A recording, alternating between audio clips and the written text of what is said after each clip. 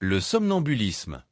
Le somnambulisme est un trouble du sommeil classé parmi les parasomnies. Il survient durant le sommeil lent profond, généralement au cours du premier tiers de la nuit.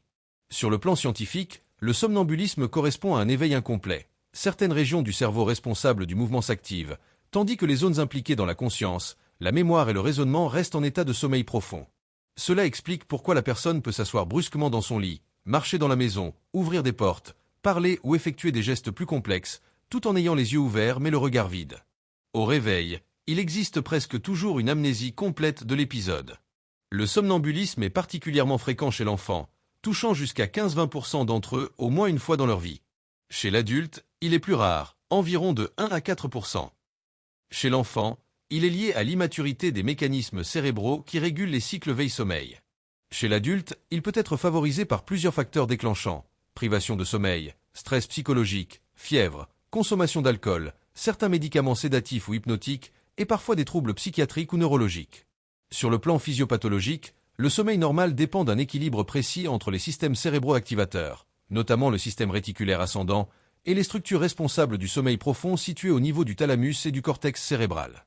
Dans le somnambulisme, cet équilibre est transitoirement perturbé. Le cerveau n'est ni totalement endormi ni totalement éveillé. Le diagnostic repose principalement sur l'interrogatoire et le témoignage des proches.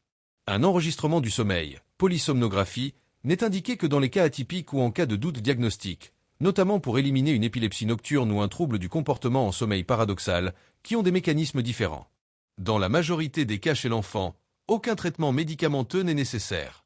Il suffit de rassurer la famille et d'améliorer l'hygiène du sommeil, horaire régulier, réduction du stress, sommeil suffisant et sécurisation de l'environnement, fermer les fenêtres, retirer les objets dangereux, verrouiller les portes.